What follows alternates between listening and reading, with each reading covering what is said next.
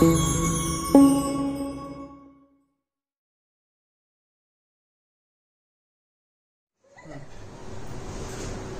Students, आज मैं आपको एनटीएससी के लिए सेकेंड वीडियो प्रिपेयर करके देने जा रहा हूं। मैंने उस दिन बोला था कि कंट्रोल एंड कोऑर्डिनेशन चैप्टर में पहले हम लोग पढ़ेंगे नर्वस कंट्रोल एंड कोऑर्डिनेशन, बाद में पढ़ेंगे इंडोक्राइन कंट्रोल एंड कोऑर्डिनेशन। ठीक है, मैंने डिफरेंस बता दिया था।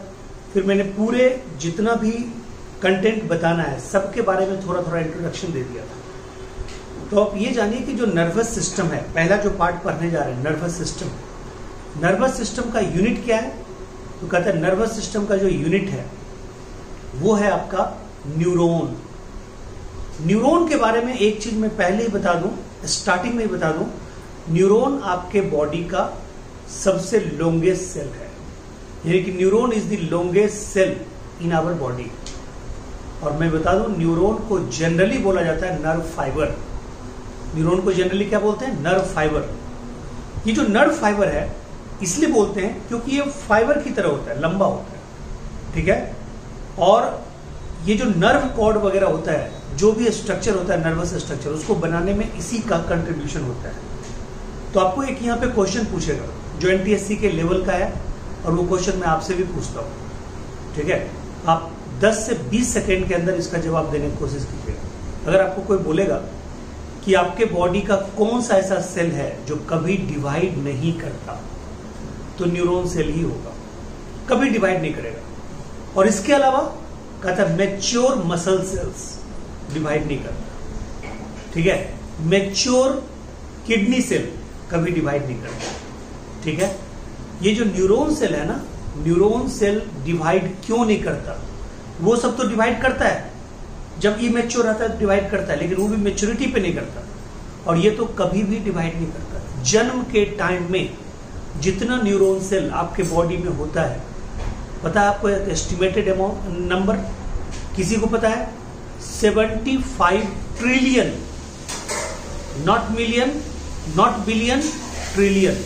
पूरे बॉडी में लगभग 75 ट्रिलियन सेल्स होते हैं।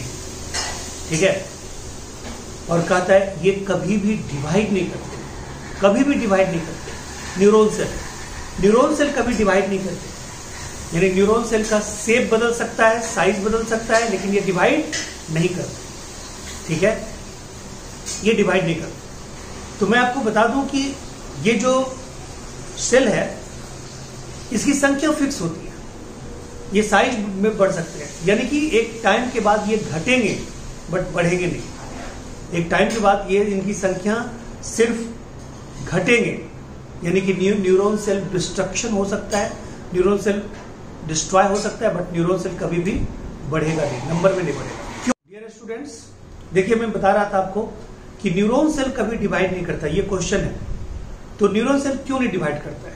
क्योंकि उसमें सेंट्रियोल नहीं होता, ये है आंसर। यानी अगर आपको कोई पूछेगा कि लॉन्गेस्ट सेल कौन है? न्यूरॉन। फिर कहता है कि कौन सा सेल डिवाइड नहीं करता आपके बॉडी में, आपको बोलना है न्यूरॉन सेल। फिर पूछेगा क्यों नहीं डिवाइड करता है, तो आप बोलिएगा due to absence of centriole. ठीक है, यानी आपके बॉडी का हर सेल डिवाइड अगर करता है तो सेंट्रियोल के कारण, और अगर डिवाइड नहीं करता है तो ठीक है सेंट्रियोल के एब्सेंस के कारण। ठीक है, क्योंकि सेंट्रियोल एक ऐसा स्ट्रक्चर है जो स्पिंडल फाइबर का फॉर्मेशन करता है, और स्पिंडल फाइबर के बिना कोई भी एनिमल सेल डिवाइड नहीं करता। क्लियर है पॉइंट? अब आइए एक न्यूरॉन का, एक टिपिकल न्यूरॉन का आप स्ट्रक्चर देखिए बोर्ड पे।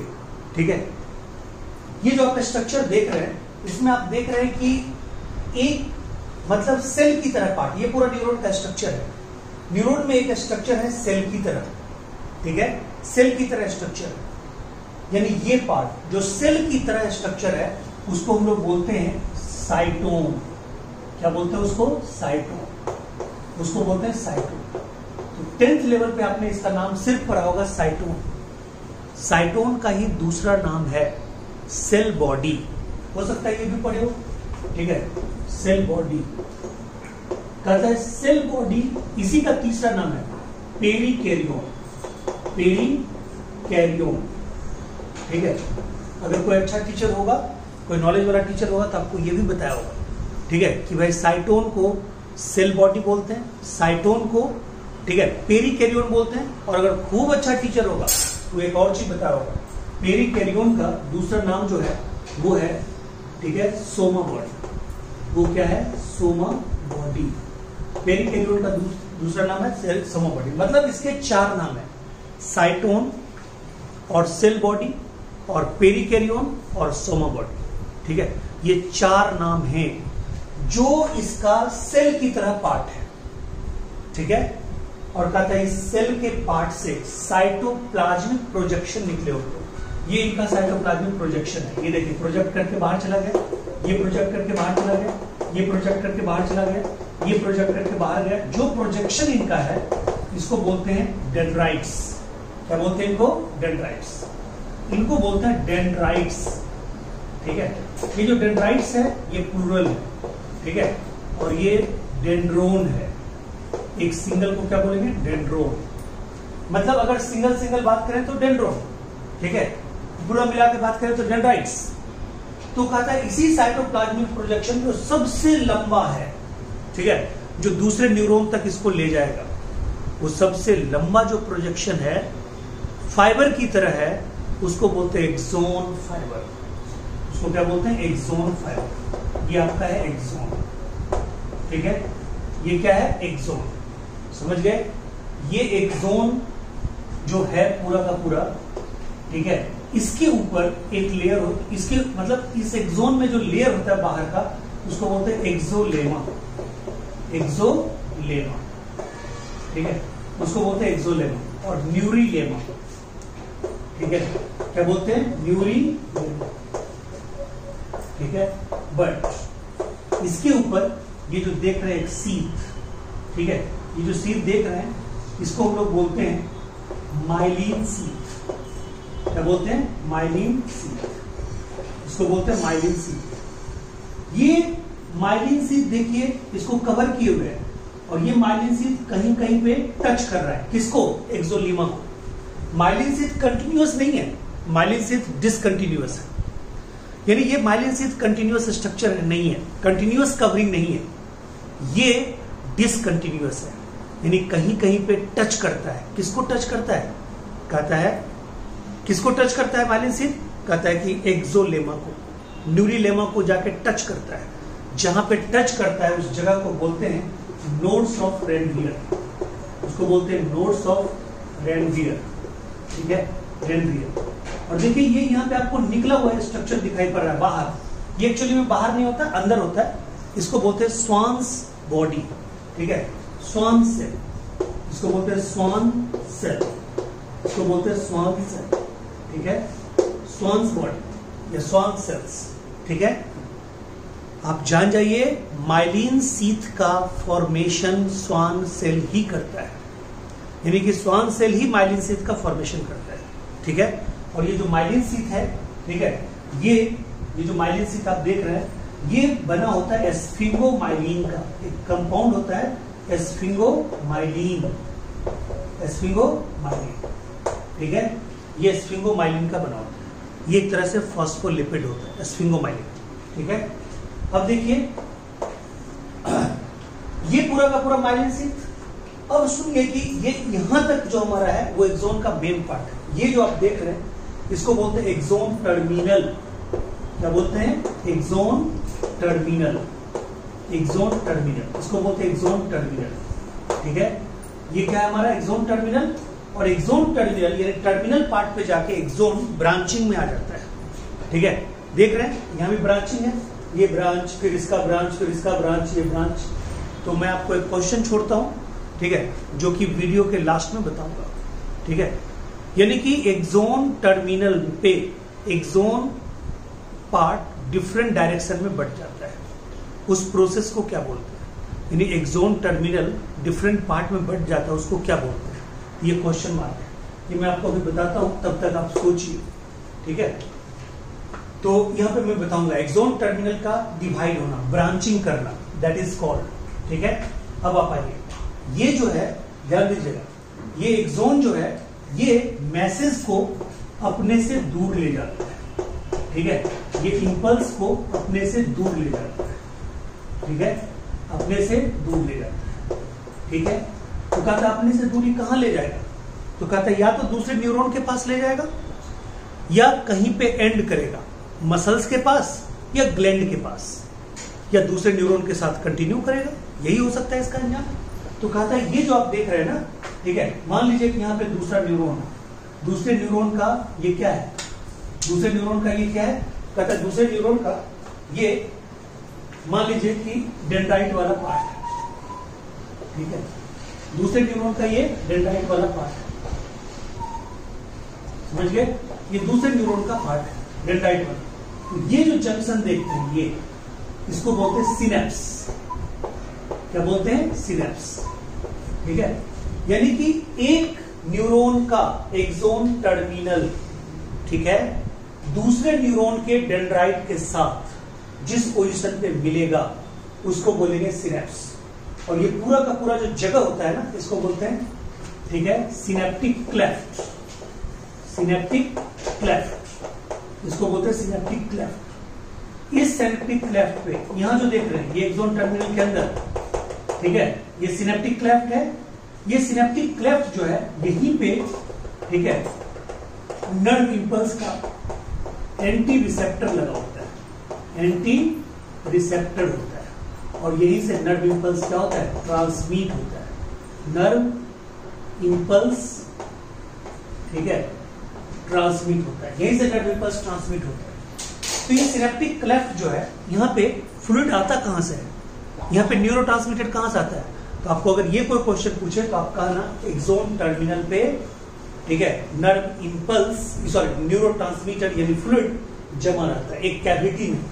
यहाँ पे देखिए छोटे छोटे कैविटी होते हैं, इनको बोलते हैं सिनेप्टिक वेसिकल, क्या बोलते हैं, सिनेप्टिक वेसिकल, ठीक है। ये मैं इसलिए बता रहा हूं क्योंकि आपको यहां से क्वेश्चन आता है, बट 10th में आपको डिस्कस नहीं किया जाता है, ठीक है। तो मैं फिर से बता रहा हूं, एक्सोन का जो टर्मिनल पॉइंट है, ठीक है, एक्सोन का जो टर्मिनल पॉइंट है और दूसरे न्यूरॉन का जो डेंड्राइट है, उन दोनों के बीच का जो जगह है उसको बोलते हैं सिनेप्स, ठीक है, जंक्शन को बोलते हैं सिनेप्स। उन दोनों के बीच थोड़ा सा जगह रहता है नर्व इंपल्स को क्रॉस करने के लिए, नर्व इंपल्स के रिएक्शन के लिए, ठीक है, मतलब आयन के, कैल्शियम, सोडियम, पोटासियम के रिएक्शन के लिए, ट्रांसफ्यूजन के लिए, उसको बोलते हैं सिनेप्टिक क्लेफ्ट। और ये सिनेप्टिक क्लेफ्ट में फ्लूइड कहां से आती है, तो कहता है फ्लूइड मतलब प्री सिनेप्टिक मेम्ब्रेन में। अब देखिए इसको हम लोग बोलते हैं, ये सिनेप्स है, सिनेप्स के पहले ये जो मेम्ब्रेन है इसको बोलते हैं प्री सिनेप्टिक मेम्ब्रेन, और इसको बोलते हैं पोस्ट सिनेप्टिक मेम्ब्रेन। यानी कि अगले न्यूरॉन के डेंड्राइट को बोलते हैं पोस्ट सिनेप्टिक मेम्ब्रेन, इसको बोलते हैं pre synaptic membrane. Pre synaptic, pre मतलब पहले, पोस्ट मतलब बाद, सिनेप्स के पहले प्री सिनेप्टिक और सिनेप्स के बाद पोस्ट सिनेप्टिक। तो पोस्ट सिनेप्टिक कोई पूछेगा किसका होता है मेम्ब्रेन, कहिएगा डेंड्राइट्स का। प्री सिनेप्टिक किसका होता है, एक्सोन का, ठीक है। तो कहता है इसके अंदर क्या होता है, सिनेप्टिक वेसिकल, और सिनेप्टिक वेसिकल है, कोई चीज को रखने वाला है, तो उसमें क्या होगा, उसमें होगा सिनेप्टिक फ्लूइड, क्या होगा, सिनेप्टिक फ्लूइड, उसमें होगा सिनेप्टिक फ्लूइड, उसमें क्या होगा, सिनेप्टिक फ्लूइड, क्लियर है, उसमें होगा सिनेप्टिक फ्लूइड, ठीक है। और सिनेप्टिक फ्लूइड ही नर्व इंपल्स को क्या करेगा, क्रॉस करवाएगा, इसलिए उसको क्या बोलते हैं, न्यूरोट्रांसमीटर, क्या बोलते हैं, न्यूरोट्रांसमीटर। इसलिए सिनेप्टिक फ्लूइड का ही दूसरा नाम क्या है, न्यूरोट्रांसमीटर। वो अगर एड्रेनलिन होगा, एड्रेनेलिन होगा, तो नर्व को बोलेंगे एड्रीनर्जिक नर्व, जो उस दिन बताए थे इंट्रोडक्शन में। और अगर एसिटाइल कोलिन होगा तो बोलेंगे कोलिनर्जिक नर्व। क्लियर है पॉइंट। तो ये आपका था किसके बारे में, ये था आपके सिनेप्स के बारे में। और जानते हैं आपको यहां पे पूछेगा कौन कौन यहां पे मतलब आयन रिस्पॉन्सिबल होता है नर्व इंपल्स को ट्रांसमिट करवाने के लिए, तो आपको कहना है 3, ठीक है। ये देखिए यहां पे अगर नर्व इंपल्स जंप कर रहा है, यहां पे अगर नर्व इंपल्स चल रहा है, यानी यहां से यहां तक, तो वहां पे होता है 2 चीजें रिस्पॉन्सिबल, सोडियम और पोटासियम, ठीक है, सोडियम और पोटासियम। और एक न्यूरॉन से दूसरे न्यूरॉन पे जाने के लिए, ठीक है, जो होती है इंपल्स, एक न्यूरॉन से कहां जा रहा है, दूसरे न्यूरॉन की तरफ, वहां पे होती है दूसरा 2 सेट, वहां पे होती है कैल्शियम और plus sodium, calcium plus sodium, ठीक है। यानी कि देखिए यहां भी तो नर्व इंपल्स जंप कर रहा है, और नर्व इंपल्स कहां पे जंप कर रहा है, ये दिमाग में रखिएगा, क्वेश्चन आ सकता है। नर्व इंपल्स जैसे यहां पे आया, फिर जंप करके यहां पे गया, फिर जंप करके यहां पे गया, क्यों? Due to presence of myelin sheath between two nodes of Ranvier. तो कहेगा कि नर्व इंपल्स का मूवमेंट कैसा होता है, कहिएगा जंपिंग मूवमेंट, इसको बोलते हैं साल्टेटरी मूवमेंट, ठीक है। तो कोई अगर जंप करके चल रहा है और कोई अगर नॉर्मल चल रहा है, बताइए स्पीड किसका ज्यादा होगा, जंपिंग वाला का।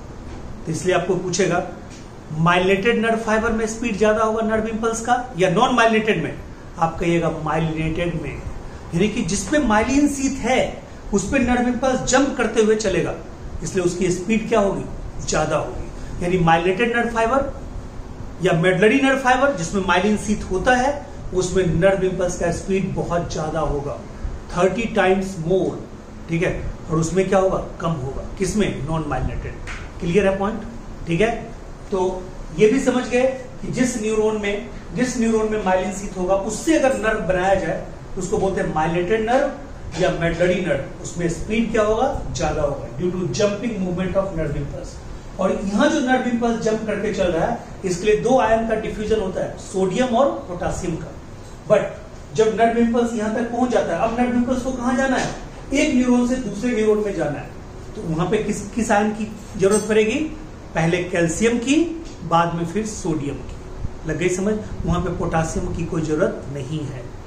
तो इसको बोलते हैं, यहां पे जब इंपल्स पास करती है डियर, तो इसको बोलते हैं सिनेप्टिक मैकेनिज्म, और यहां जब पास करता है तो उसको बोलते हैं एक्सोनिक मैकेनिज्म। अब आपको लग गया होगा कितना डिफरेंस है, ठीक है। तो 10th और मतलब उसी को कॉम्पिटिटिव मोड में पढ़ाने में बहुत डिफरेंस है, आप समझ रहे हो। तो एक्सोन पे जब चलेगा, ठीक है, इंपल्स, तो उसको क्या बोलेंगे, एक्सोनिक मैकेनिज्म। और जब एक एक्सोन के टर्मिनल से दूसरे न्यूरॉन के डेंड्राइट्स पे जाएगा तो उसको कहेंगे सिनेप्टिक मैकेनिज्म। मतलब वहां पे बॉर्डर एक हुआ कि आप यहां से चल के, ठीक है, आप यहां से चल के पाकिस्तान के बॉर्डर तक जाइए, उसमें जो आपको मतलब आयन काम कर रहा है वो हो गया एक्सोनिक मैकेनिज्म। और अब है कि नहीं, बॉर्डर पे क्रॉस करना है, बॉर्डर पे क्रॉस करना है तो बहुत चीज होगा, चेकिंग होगा, बीच में आपको रुकना पड़ेगा, इमिग्रेशन चेकिंग, इमिग्रेशन चेकिंग, सारा कुछ होगा।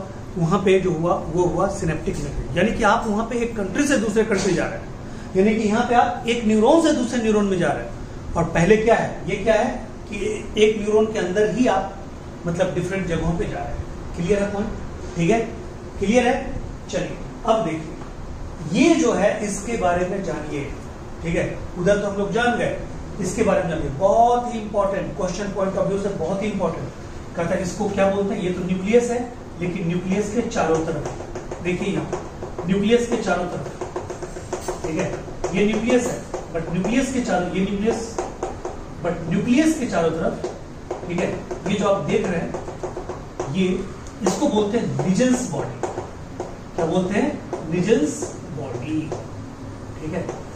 ये निजेल्स बॉडी बहुत ही इंपॉर्टेंट है, इसको जो बोलते हैं निजेल्स बॉडी, ये बना होता है राइबोसोम का, ये बना होता है आरएनए का, ठीक है। ये राइबोसोम का बना होता है, ये निजेल्स बॉडी राइबोसोम का बना होता है, राइबोसोम का बना होता है, यानी आरएनए का बना होता है। और इसका काम भी होता है प्रोटीन सिंथेसिस ही होता है, प्रोटीन सिंथेसिस ही होता है, ठीक है। और जानते हैं इसका कलर क्या होता है, ग्रे, इसका कलर क्या होता है, ग्रे, ठीक है। तो न्यूरॉन के साइटोन का जो कलर होता है वो ग्रे ही होता है। क्लियर है।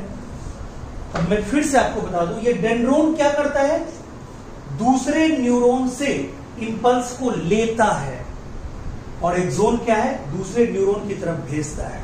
तो याद रखना है, A for away, A for away, A for axon, यानी A for away, A for axon, A for away, यानी कि बताइए, A for away, A for axon, यानी कि एक्सोन इंपल्स को अपने से दूर भेजता है, और डेंड्रोन दूसरे न्यूरॉन से इंपल्स को लेके अपनी ओर लाता है। यानी डेंड्रोन लाता है इंपल्स को और एक्सोन भेजता है इंपल्स को, ठीक है। तो ये अब देखिए यहां पे प्रूफ भी हो जाएगा, एक्सोन ऐसे करके भेज रहा है। अब बताइए दूसरे न्यूरॉन का ये क्या है, डेंड्रोन, ये ले रहा है, यहां से ले रहा है, ठीक है। तो डेंड्रोन हमेशा लेता है और एक्सोन हमेशा देता है। यहाँ डी याद मत रखिएगा, डी फॉर डेंड्रोन, डी फॉर देना, नो।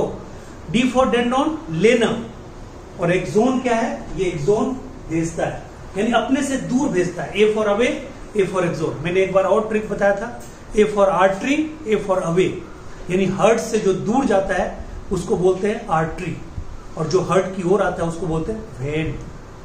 ठीक है, तो यहां पे है कि जो इंपल्स को दूसरे न्यूरॉन से रिसीव करता है दैट इज कॉल्ड डेंड्रॉन, और जो दूसरे न्यूरॉन की तरफ भेजता है that is called axon.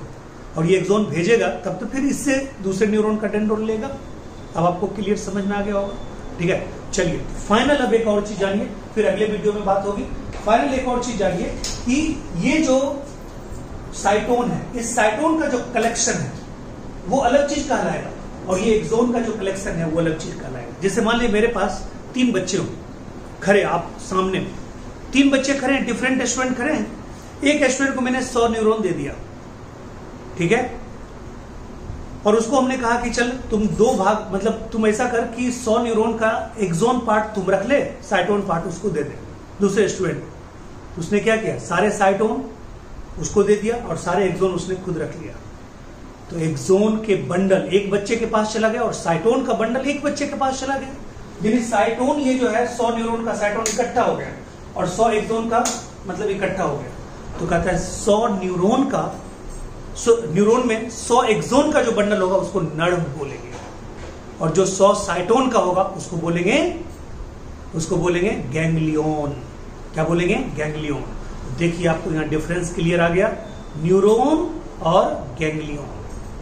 Neuron और एक्सोन का ये बंडल, नर्व और गैंग्लियन, यानी बंडल ऑफ एक्सोन, यानी कि 2 पार्ट यहां पे हम क्लियर लिख सकते हैं। ठीक है, एक्सोन का बंडल यानी कि bundle of axon, bundle of axon equal to nerve, और bundle of cyton equal to ganglion, उसको क्या बोलेंगे, गैंग्लियन।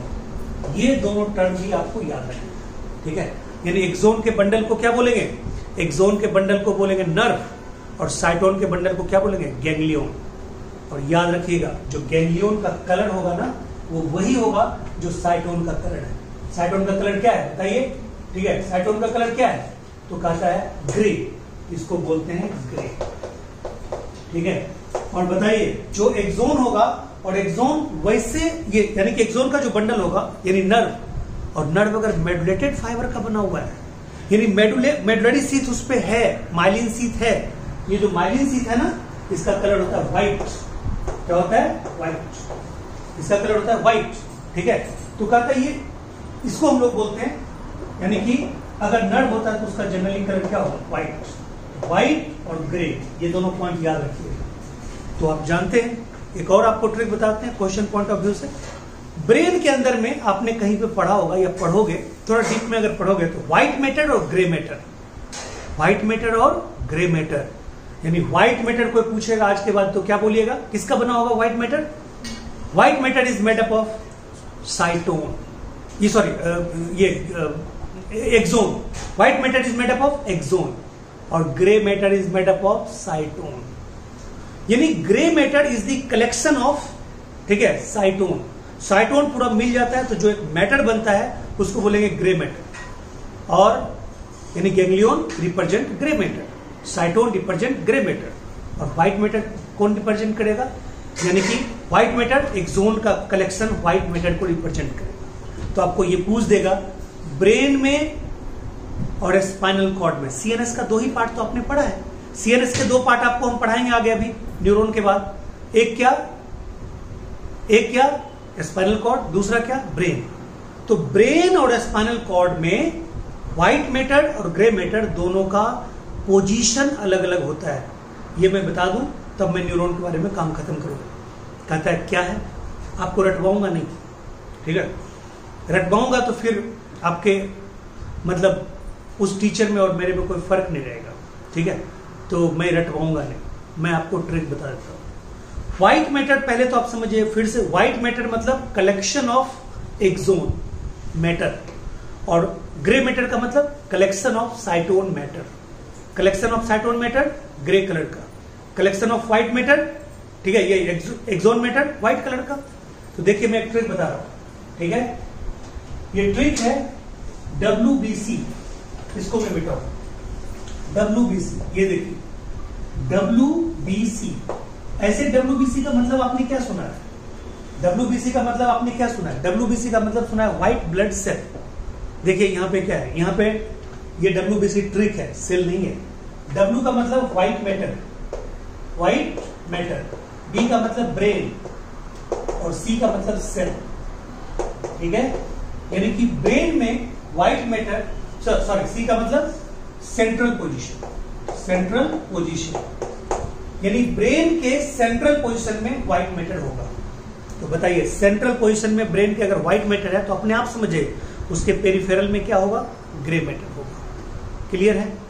और इसका जस्ट उल्टा कर दीजिए स्पाइनल कॉर्ड में, यानी स्पाइनल कॉर्ड के सेंट्रल में क्या होगा? ग्रे मैटर, और पेरिफेरल में क्या होगा?